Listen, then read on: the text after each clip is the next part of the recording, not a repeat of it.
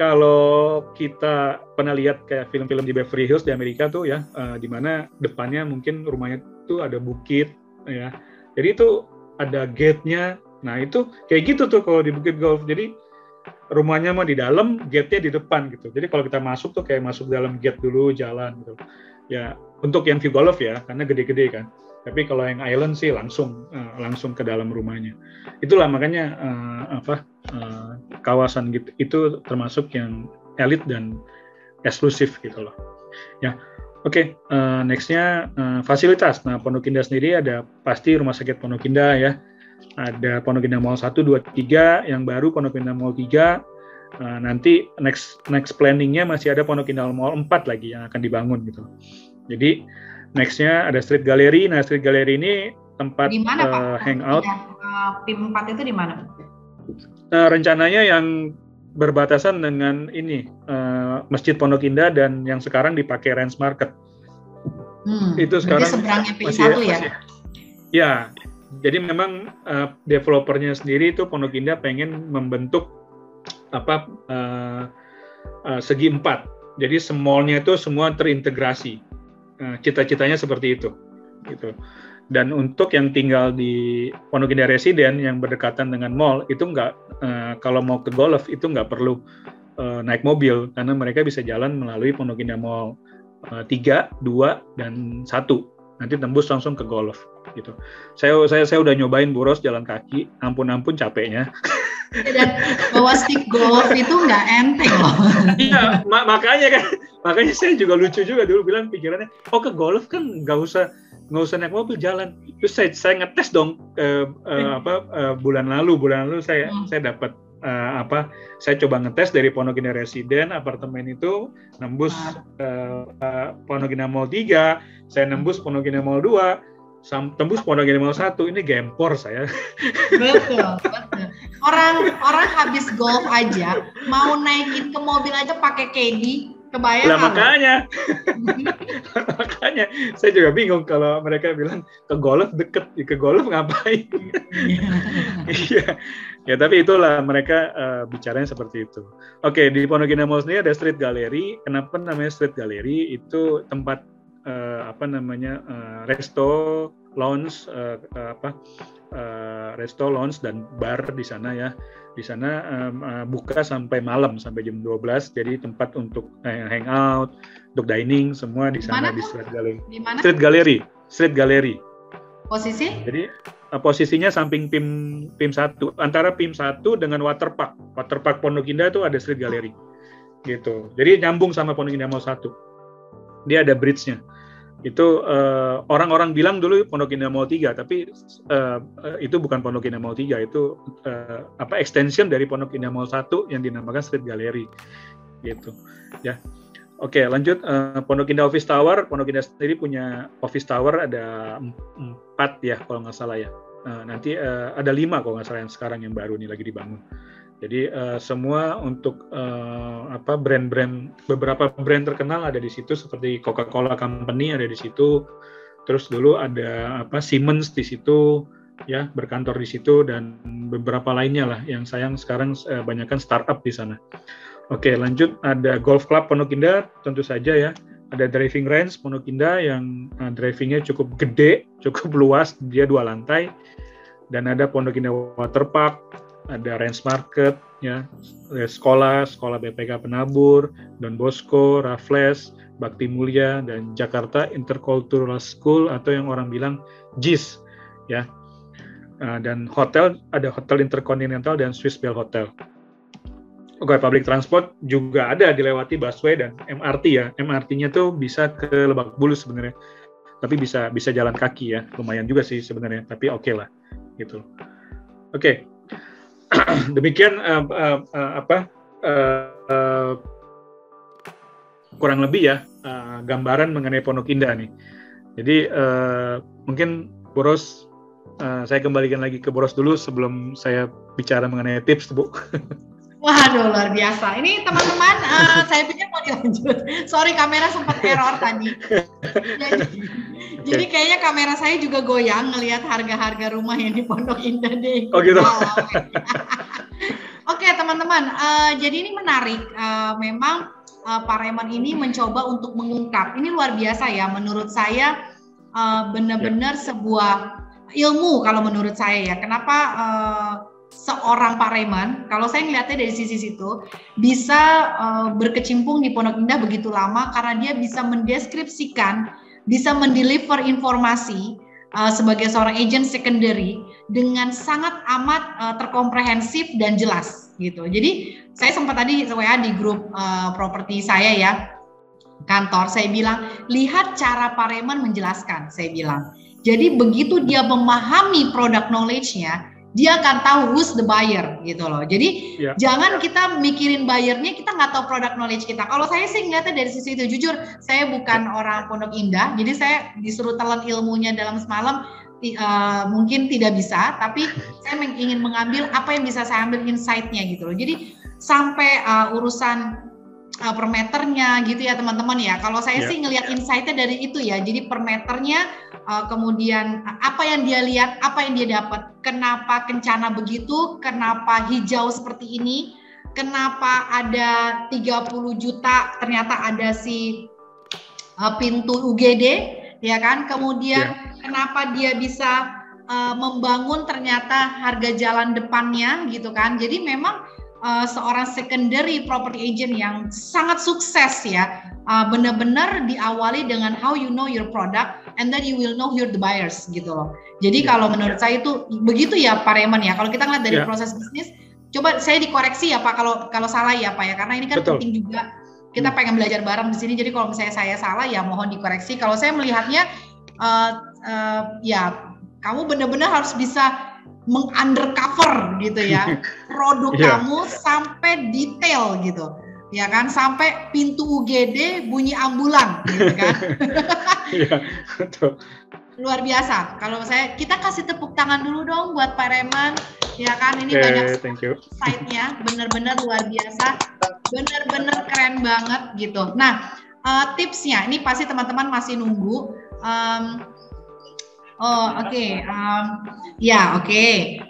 Saya diawali dulu ada pertanyaan ya. Di pertanyaan sederhana sih sebenarnya cuma bertanya, Pak, ada lahan dijual nggak di Bukit Golf? Oh, ada. Bukit Golf sendiri, tapi memang lahan itu secondary market ya, karena yang developer kan semua udah habis, udah nggak punya stok lagi. Jadi untuk secondary market memang masih ada. Sekarang di market ada yang luas 4.200, ada yang 3.000 dan ada yang 1.500-an ada gitu.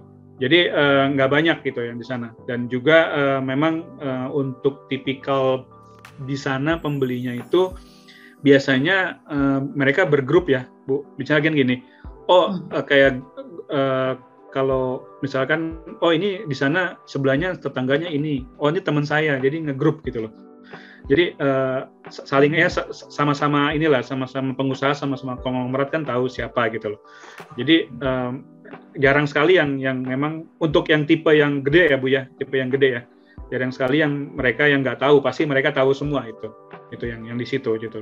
Jadi kayak waktu itu pas, ini rumahnya Alex Teja nih, ini sebelahnya si ini gitu loh, pengusaha ini. Jadi orang tahu semua gitu loh, gitu. Jadi masih ada dan memang untuk jual di sana itu untuk kafling besar khususnya yang ratusan miliar ya, itu nggak gampang untuk nyari bayarnya karena yaitu kita harus benar-benar yang cari yang memang mereka itu punya kenalan di sana, ya sama-sama teman main mungkin atau teman golf atau apa gitu loh. Jadi untuk jual kayak kita iklanin di internet atau di Instagram itu pasti yang kena tuh bukan langsung ke orangnya kan, untuk orang konglomerat gitu nggak mungkin dia baca Instagram atau baca rumah.com atau apa, dia pasti nyuruh ajudannya atau siapa yang untuk kontak, itu pasti mereka lebih ke personal untuk menawarkannya untuk area Bukit Golf itu gitu. Ya, ini menarik ya. Jadi memang buyers itu seperti teori kan suka bilang memang kalau kita pengen tahu buyer kita, dia mainnya di mana gitu ya. Jadi kalau memang dia bermainnya bukan di Instagram, Bapak bilang dia bermain di komunitasnya, ya mau nggak mau mungkin their family, their relationship gitu ya yang akan mengundang mereka untuk bisa beli. Luar biasa. Jadi aku bukannya tidak mau terus bertanya dari chatbox ya, karena ini kelihatannya sudah mulai ke masa teknis. Aku balikin dulu ke Pak Raymond. Gimana teman-teman, setuju ya? Karena ini menarik nih. Kelanjutannya tuh tips and trick jualan di Pondok Indah ya kan? Coba transfer dulu ke rekening saya 413 gitu untuk mendapatkan tips. Langsung gue uangin itu. Enggak, tenang. Property Talk itu the first learning community property. Jadi kita semua free. Nah, kecuali sponsornya pasti bayar. Colek Pak Hendar. Dilanjut Pak Hendar sponsornya. Siap. Pak Hendar lagi di jalan, lagi nyetir mobil ya Bu ya. Hati-hati Pak. Iya Pak Hendar ya kan. Ini kalau jadi kita Pak Hendar ini kan dari secondary marketnya properti ya, di Bank CIMB Niaga. Jadi benar-benar hari ini kita mensupport. Jadi teman-teman kalau pengen KPR jangan lupa niaga selalu di hati guys gitu. Terima kasih semuanya. Oke, hati-hati Pak Hendar di jalan. Kalau sama sponsor gua mah ramah pisan. Ya kan? Paling bisa ya Bang Buros ya, paling bisa ya. Bisa dong, cuan Bo. Oke, Pak Raymond dilanjut langsung itu apa namanya? Apa sih itu slide-nya? Oke. Tips ya, saya mungkin berikan sedikit beberapa tips untuk menjual properti di Pondok Indah. Ya, yang pertama itu pasti harus mengetahui market positioning Pondok Indah. Jadi kita harus bisa mengedukasi di konsumen dulu, karena banyak sekali konsumen-konsumen ini yang mengetahui ya di luar sana itu, bahwa Pondok Indah kan lagi turun, Pondok Indah kan lagi murah gitu loh. Jadi di mindsetnya tuh pasti harganya cuma 20 juta, 25 juta per meter. Kenapa? Karena saya lihat begini Bu, konsumen-konsumen di Pondok Indah itu banyak yang cari Pondok Indah. Kenapa? Karena nilai investasinya waktu itu ya, waktu tahun 2011 ya, 2011 itu saya mengetahui bahwa 2011, 2012, 2013 pada saat market lagi peak naik itu ya. Karena komoditi batu bara pada saat itu kan lagi naik dan banyak sekali yang pegang cash waktu itu yang zaman itu pasti akan beli aset ya. Nah, untuk mereka beli aset, di mana sih aset yang bisa maksudnya gini, daerah yang elit dan bisa harganya naik. Mereka tuh pas nyari ke Pondok Indah. Selain Pondok Indah itu ada Kebayoran dan Menteng. Pasti kalau Kebayoran atau Menteng, apalagi Menteng itu kan paling tinggi ya di Jakarta ya harga tanahnya.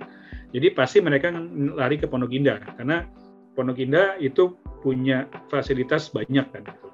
Nah, kenapa? Karena mereka selain beli di Pondok Indah dan mereka bisa menjaminkan asetnya itu ke bank dan itu liquid. Ngerti nggak? Jadi gini, orang-orang batu bara, orang nikel pada saat itu beli properti itu gampang banget. Sekali tunjuk, negosiasi sebentar, deal. Nah, ternyata pada saat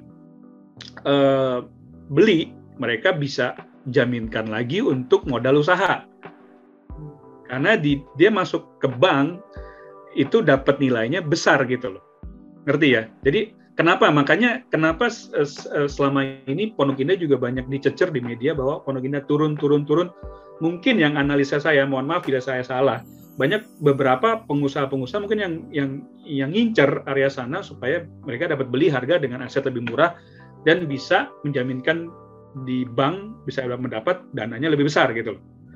Itu yang saya pikir, karena terus menerus dalam 3 tahun ini dicecer mulu kan di media kan dengan Pondok Indah gitu. Tapi kenyataannya di lapangan tuh nggak ada yang harga segitu gitu loh. Kenyataannya nggak ada. Dan itu hanya segelintir, mungkin 1 atau 2 yang memang beritanya mengenai mereka kredit macet atau mereka bagi warisan. Masuk lelang gitu kali masuk lelang. Nah, itu mungkin. Tapi ya selain itu nggak ada sih, nggak ada. nggak ada faktor yang menentukan untuk harganya lebih rendah dari yang sekarang gitu loh. Nah itu makanya harus mengetahui market positioning harga tanah di Pondok Indah. Itu mesti paham banget. Dulu waktu saya masuk ke Pondok Indah tahun 2003 itu saya belajar dari senior saya pada saat tahap belajar itu saya punya listing, dia bilang kamu listingnya di mana? Di Jalan Alam Segar 7 nomor 8. Oh, Alam Segar 7 nomor 8 itu hadap utara ya. Loh saya bengong gitu loh. Kok hadap utara? Kok tahu hadap utara segitu ya?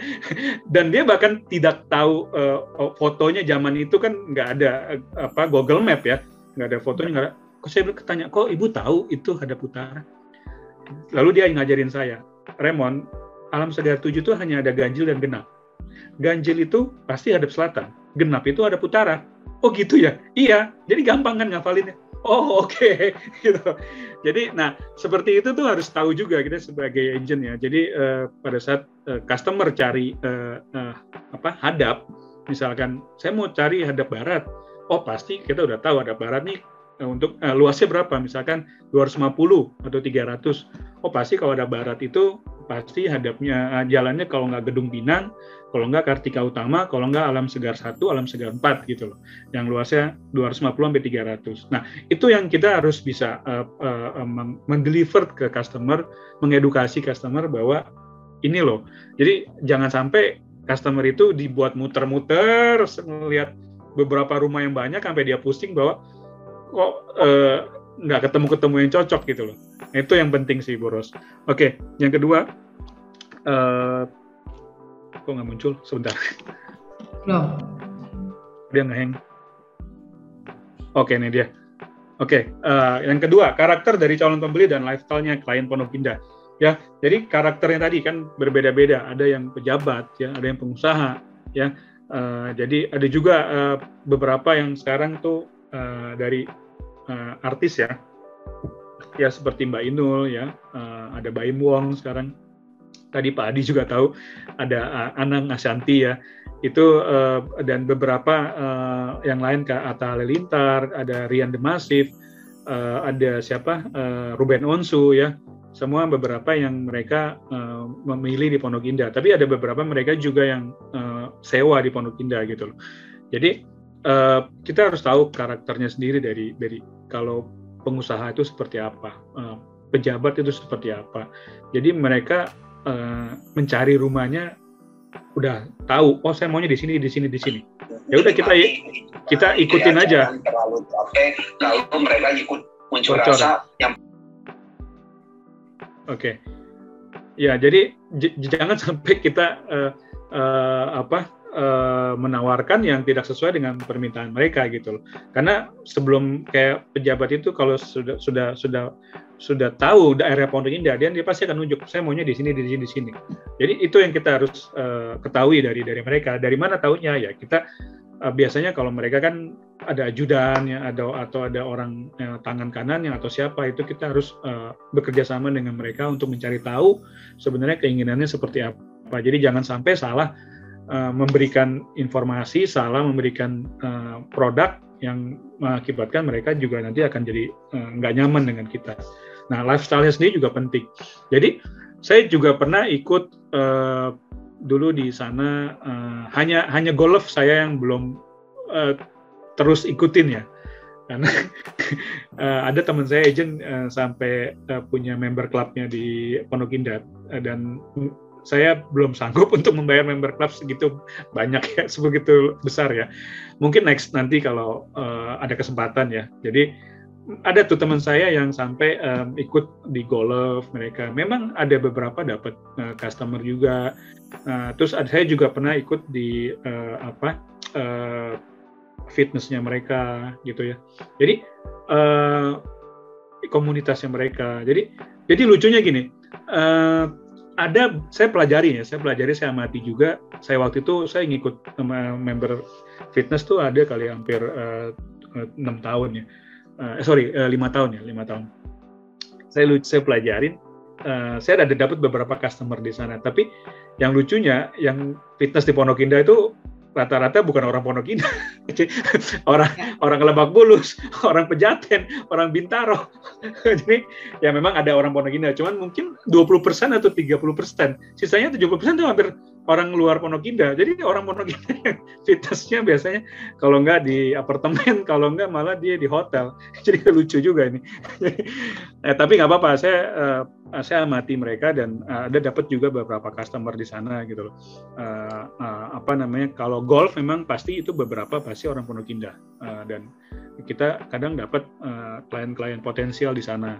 Tapi teman saya udah ngikutin golf itu hampir 4 tahun pun ya ada dapat customer yang high end, tapi juga tergantung kita punya approach ya ke mereka ya.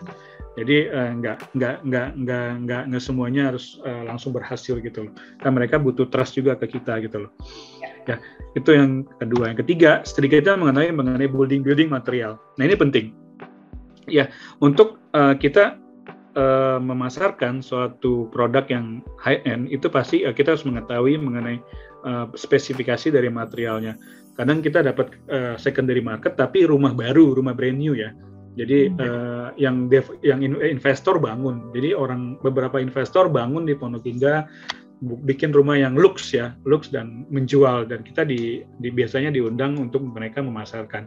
Nah, kita harus mengetahui apa sih ini marmer ya, marmernya tuh marmer apa, marmer Itali apa, statuario atau apa, atau marmer apa, itu kita harus tahu. Jadi kita bisa mendeliver ke konsumen itu dengan gitu, ngerti ya. Jadi misalkan kayak marmer, misalkan marmer statuario Itali ya, marmer impor lah, merek statuario lah, per meternya ini pasti slab besar ya, pasti kalau per meter mungkin 4 juta atau 3,5 per. Nah, belum lagi polesnya, belum lagi bahan-bahannya, itu pasti kita sedikit mengetahui lah gitu. Terus dari sisi kusen juga. Jadi kusen itu jati, nah jatinya yang ada matanya apa nggak ada matanya itu kan kualitasnya juga sedikit berbeda. Dan juga sanitary-nya ya, ada misalkan Kohler, Durafit, ya, Toto Premium juga ada. Jadi kita sedikit mengetahui, dan juga mungkin untuk merek-merek kayak pompa air atau pompa kolam renang itu juga sedikit yang bagus apa gitu. Hanya mengetahui aja, jadi at least kita ada bisa mendeliver ke konsumen itu, agent ini beda ya, dan dia punya knowledge untuk itu gitu loh. Itu yang kita harus sedikit mengetahui mengenai itu. Jadi waktu dulu saya sering banget ke pameran-pameran material di JCC dulu. Nah, sekarang udah jarang sih. Dulu JCC saya ke stand-standnya building material tuh suka nanya-nanya, keluar dari situ dapatlah brosur segambreng gitu. Jadi unik dulu tuh, saya tuh orangnya begitu deh, pengen tahu gitu loh, dan kenalan dengan orang interior, dengan kontraktor, jadi punya network ke sana gitu loh. Ya, oke, yang keempat, nah bisa negosiasi, nah ini yang penting, karena kalau nggak bisa negosiasi ini susah, karena lucunya gini nih.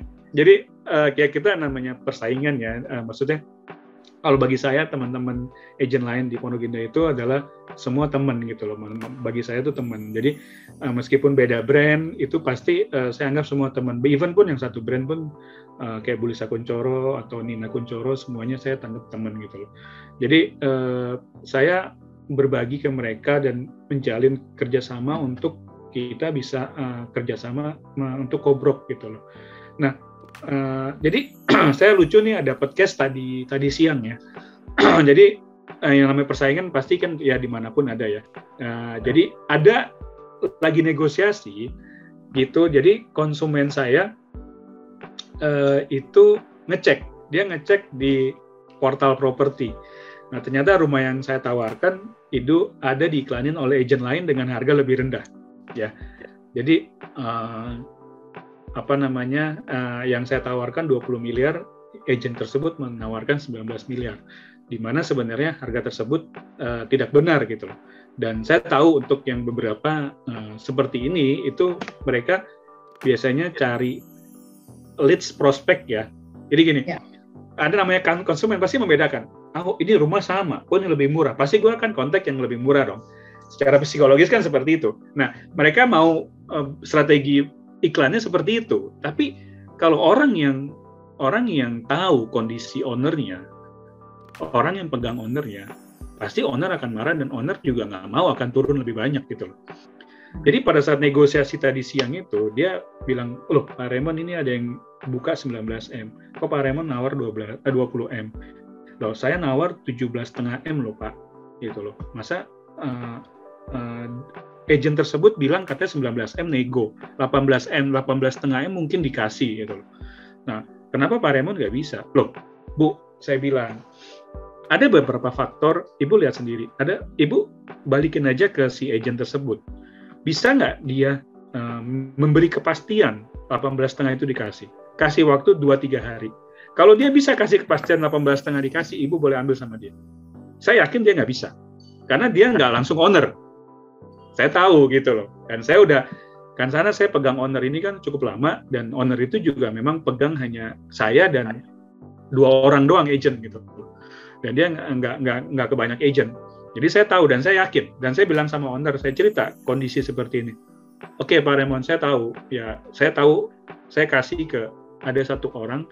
Mungkin 1 orang itu yang memberi iklannya itu harga lebih rendah. Mungkin dia pengen dapat customer. Toh balik lagi ke saya nggak mungkin kasih gitu. Saya bilang, Pak, Bapak nggak membedakan kan? Oh enggak. Saya kan kenal Pak Raymond sudah lama gitu. Jadi ya itu kenyataannya seperti itu. Nah, kalau kita nggak bisa mendeliver bahwa, oh Bu, Ibu coba balikin aja ke dia. Kalau dia bisa dalam 1-2 hari harga segitu, boleh Ibu ambil. Tapi kalau nggak, Ibu balik ke saya. Kita negosiasi gitu loh. Yang benar. Jadi, tapi ujung-ujungnya terakhir saya tadi saya berusaha untuk atur ketemuan dengan pemilik langsung, jadi supaya dia lebih jelas lah gitu. Karena banyak sekali yang harga-harga itu kan yang nggak pas gitu loh. Ya. Dan ada lagi, saya mau cerita lagi satu hal lagi. Ini saya beberapa bulan lalu mendapatkan satu konsumen itu yang penuh karakternya, ampun kayak main sinetron. Jadi dia orang Bukit Golf mau membeli buat anaknya.